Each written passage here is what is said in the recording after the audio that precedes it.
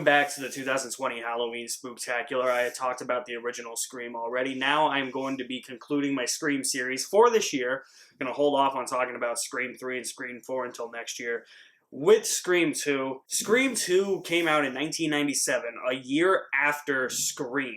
So Scream was hugely successful. I talked about that in my review.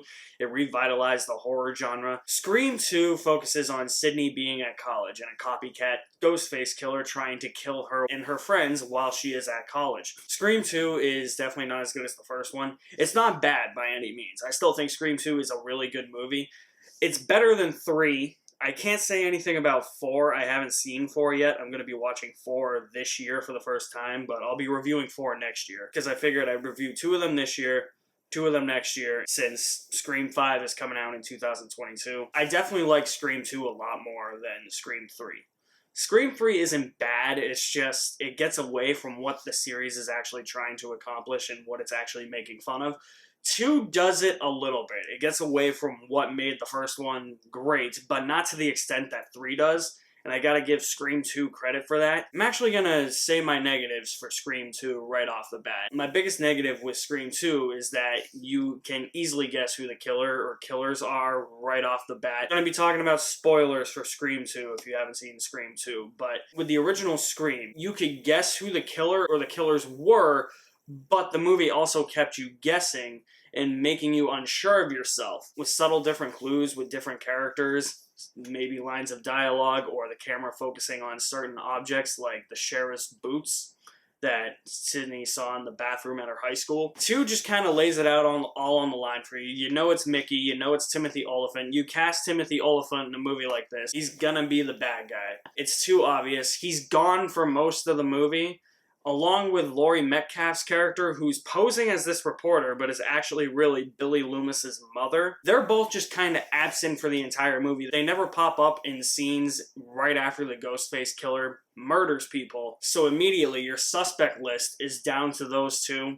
and when it is revealed that it is those 2, it's the most obvious thing in the world. That's just me. See, I've got my whole defense planned out. I'm gonna blame the movies. It's pretty cool, huh? It hasn't been done before. You see, this is just the beginning, a prelude to the trial. The second half of the movie, I feel as if goes on a bit too long. The entire auditorium sequence with Gail and Dewey, and then Sydney and her roommate trying to escape the Ghostface killer in the car. That section of the movie feels really long to me. It's about the last 45 to 60 minutes of the movie on a 2-hour movie. There's times in that last hour or so where I just get a little bit bored and I feel like it's a bit pretentious. Aside from those 2 things, and the fact that Sydney has a boyfriend, I don't think that was even needed, or that she is taking acting classes. That stuff just kind of feels thrown in. That's more nitpicking, though. Scream 2 is actually a really good sequel to Scream. The goal for Scream 2 was to make fun of the cliches and tropes that come with horror movie sequels. And for the most part, the movie does it, even though it does get away from it a little bit. But like I said, it never gets away from it to the extent that the third one does, where it's trying to subvert cliches of movie trilogies. Scream 2 still has that sense of fun that the original one had. And I think actually by setting this entire thing on a college campus, it actually feels more contained than the first one, because you were in different places in the first one. This one is mostly just on the college campus. You have the character of Cece, played by Sarah Michelle Gellar. That's the only sequence in the movie that takes place off of the college campus, takes place in a sorority house. The rest of the movie feels very self-contained to that college campus, and that was something I actually really liked about the movie. And when Randy dies, man, fuck! Oh man, movie just had to make me mad. Every time I watch Scream 2, it makes me mad in that scene.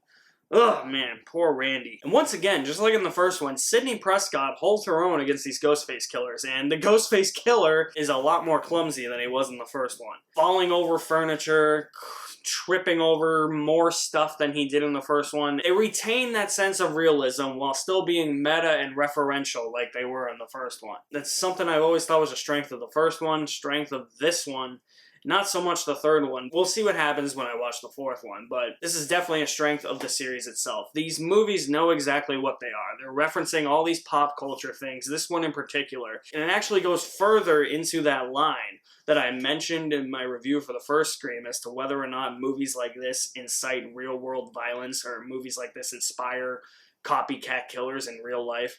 The movie actually delves into that a lot more, especially when it comes to Mickey's motive. He's just out there trying to prove that, yes, this whole idea could actually happen. Effects of cinema violence on society. I'll get Dershowitz or Cochran to represent me. Bob Dole on the witness stand. In my defense, hell, the Christian Coalition will pay my legal fees. It's airtight, Sid.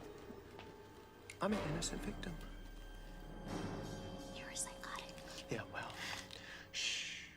That'll be our little secret. And there's a whole conversation early on in the film between a bunch of college students, and one of those students just happens to be Charlie Conway from the Mighty Ducks, so that was actually really cool, a little small role for him. So, I mean, as I said in my review for the first one, that's kind of a whole other video for another conversation, but I do like that the movie actually does address that, especially since there were copycat killers in real life after people had seen the first one. What I also love about Scream 2 is that it actually gives its other characters more to do.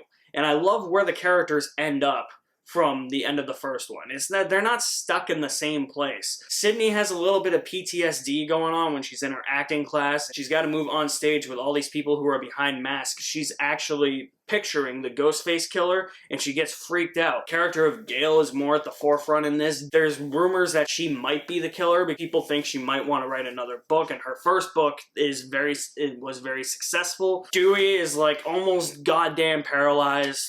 Never kill Dewey. If 5 kills Dewey, I'll be just as pissed as I was when they killed Randy. God, don't do that to me. Please, Scream 5, do not do that to me. But I love how it puts these characters at the forefront with Sydney rather than have them as supporting characters or kind of in the background that just eventually show up here and there to do something kind of like Gail did at the end of the first one. I like that it actually gives them more to do. And the idea that there's a film within a film. So one of the plot points of this movie is that there was a movie made about the Woodsboro murders, and now there's like this giant premiere. So the opening of the movie is another big name actress who is probably the biggest name out of anybody in the cast, just like Drew Barrymore was in the first one, which makes this death just as shocking as Drew Barrymore's in the first one, and that is Jada Pinkett when she gets gutted in the movie theater watching Stab, the fictional movie about the Woodsboro murders. It's shocking, but I like how they keep that trend in here, and as I mentioned before, the fact that there is a movie within a movie named Stab that focuses on the Woodsboro murders. It's just something that kind of puts a smile on my face, how, oh, hey, this movie's referencing itself. It's not just referencing other horror movies, it's referencing itself. So yeah, Scream 2 is not as good as the first one. I think it's too obvious who the killers are, and that second half of the movie, the last hour or so, goes on a bit too long. But everything else about the movie is just about as good as the first one. I enjoy Scream 2 a lot. It's definitely not perfect. The first one is pure perfection. The second one gets away a little bit from what made the first one so great, but not to the extent of the third one. It's only a couple of instances here and there. I'm going to give Scream 2 an A-. I really like Scream 2. I'm really curious to see if I'm going to like Scream 4 more than Scream 2. I definitely think 3 is going to be the weakest out of all of them, and that's not me saying I hate 3, but I remember watching 3 last year for the first time, and I was like, it was okay. I'm actually curious to see if I like 3 a little bit more on rewatch now that I'm watching them all in sequential order. I just watched 2 and 3 last year. I didn't watch 1. So that's going to be something that will intrigue me. So guys, thank you for sticking around for this Halloween Spooktackular. Hope you're having a lot of fun. I will leave my link to my website in the description below. Stay tuned for more reviews of horror movies coming very soon. You guys are the best. Thank you for watching. My name is Alex Madden, and I'll see you at the movies somewhere.